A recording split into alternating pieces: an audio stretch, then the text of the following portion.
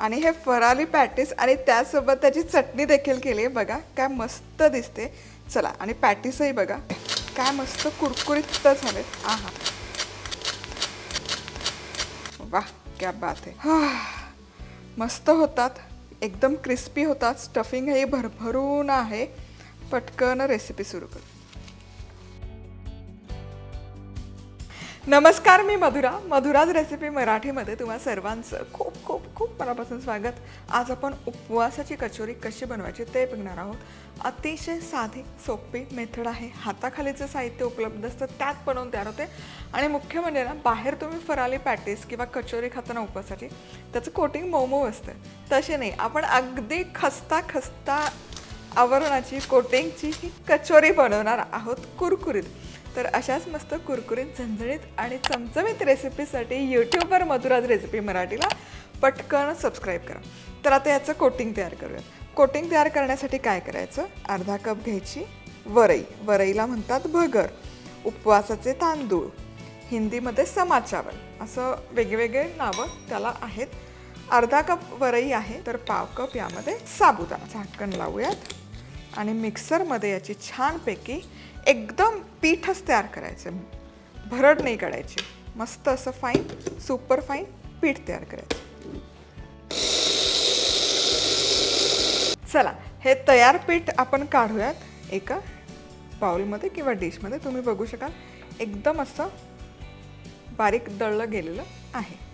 आलं मिरचीचा ठेचा तयार करूयात। 1 इंच आलं घ्यायचं, बारीक तुकडे करून घेतले, आणि यामध्ये 6 ते 7 आता इथे मिरच्या घेतलेल्या आहेत। आणि अगदी भरड काढायची, फाईन पेस्ट तयार करायची गरज नाही।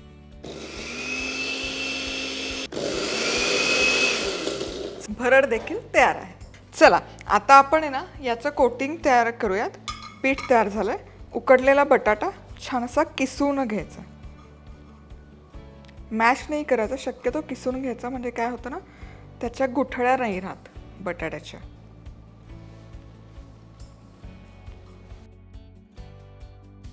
चला, तर मग बटाटा छानपैकी किसून घेतलेला आहे इथे। आता हे जे पीठ आपण तयार करून घेतलंय, हे पीठ यामध्ये घालूयात। एक 3 ते 4 चमचे पीठ पुरेसं होतं, खूप घालायची गरज नाही। आणि हे उरलेलं पीठ आहे ना, हे हवाबंद डब्यामध्ये स्टोर करून ठेवू शकता। या पिठाच्या इडल्या छान होतात, ढोकळा छान होतो, इन्स्टंट घावणं छान होतात। सो अशा वेगवेगळ्या फराळाच्या पदार्थांसाठी ते वापरू शकता। चवीपुरतं मीठ घालायचं आणि पाण्याचा अजिबात वापर न करता याचा आहे ना छान असा गोळा मळून घ्यायचा। चला, आता पाण्याचा अजिबात वापर न करता हे छान मळून घेतले। आणखी एक फक्त चमचाभर हे पीठ त्यामध्ये ॲड केलं होतं। आता याचे आहे ना छान असे लिंबाच्या पेक्षा थोडेसे मोठ्या आकाराचे गोळे तयार करून घेऊया।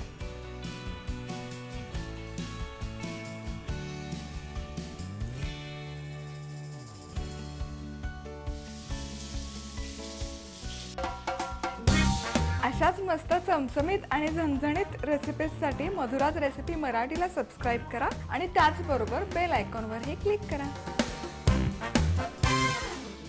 आता ही कचोरी बनवण्यासाठी ना याचं मस्तपैकी सारण तयार करूयात। तर 1 कप ओल्या नारळाचा चव मी इथे घेतलेला आहे। यामध्ये घालूयात हा मिरची आणि लसूणचा ठेचा जो आपण तयार करून घेतला होता, मीठ चवीपुरतं,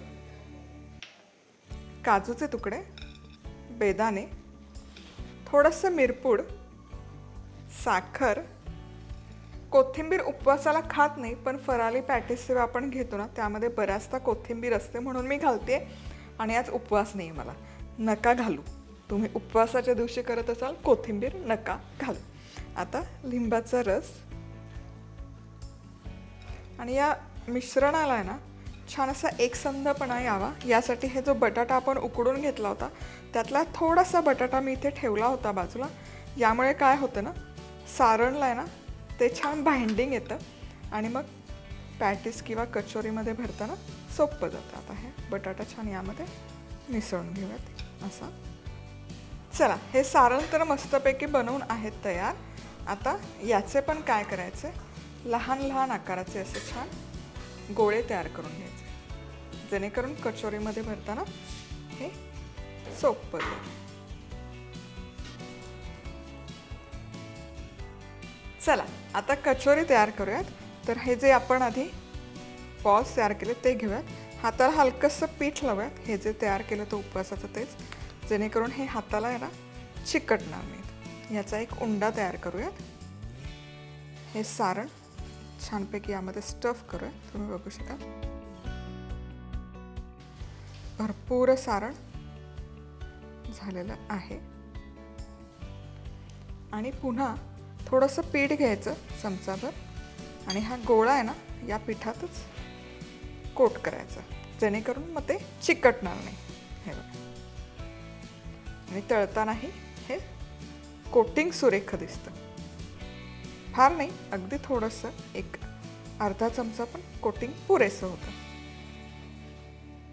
वा, काय सुंदर दिसत आहेत. आता याच पद्धतीने सगळे हे पॅटीस आपण तयार करूयात. चला, तेल छानपैकी गरम झालेलं आहे. हाय हीटवर तेल गरम करायचं आणि मग मध्यम आचेवर गॅस करून घ्यायचा. पुन्हा एकदा पॅटीस हातामध्ये रोल करायचे, जेणेकरून त्याचा गोल गोल आकार बदलणार नाही. आणि मग तेलामध्ये हलक्या हाताने सोडायचं. आणि एका वेळेस खूप नाही स्टफ करायचं, 1 2 ते 3 घालायचं. आणि हे एकदा तेलामध्ये सोडले ना की खूप आहे ना त्याला हलवत नाही राहायचं, नाहीतर काय होतं त्याचं कोटिंग आहे ते सुटलं जातं. सो एखाद मिनिटभर तरी आता हे असंच मी तेलामध्ये ठेवते.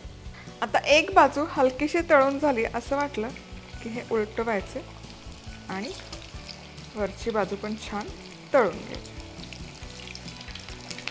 वा, सुंदर दिसत आहे. छान असा एकसारखा सोनेरी रंग आलाय, तुम्ही बघू शकाल. वा वा.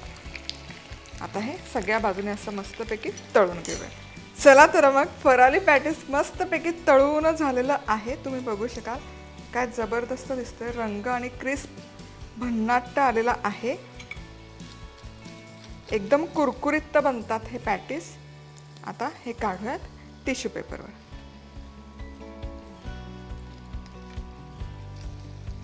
वाह,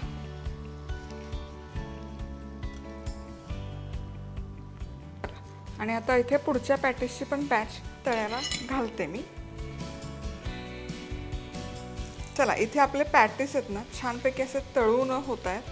तुम्ही बघू शकाल मस्त असे तळले जात आहेत. असेच रोटेट करत करत तळायचे आणि ते एकसारखे तळले जातात. आता इथे चटणी पटकन बनवूयात पॅटीस सोबत खायला. दही घेतलेलं आहे अर्धा कप.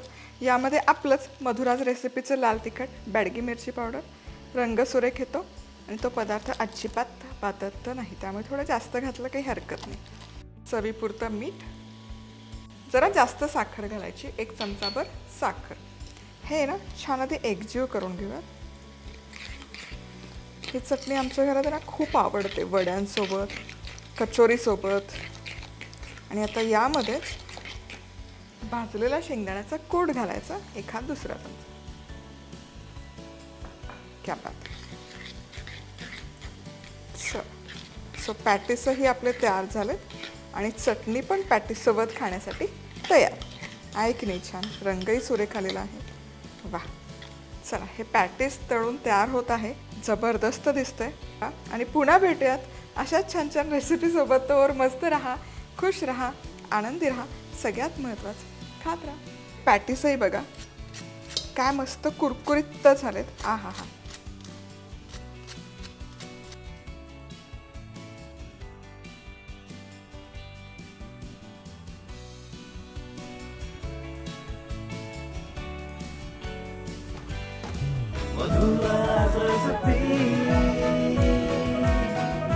मधुराज रेसिपी, महाराष्ट्राची अस्सल चव.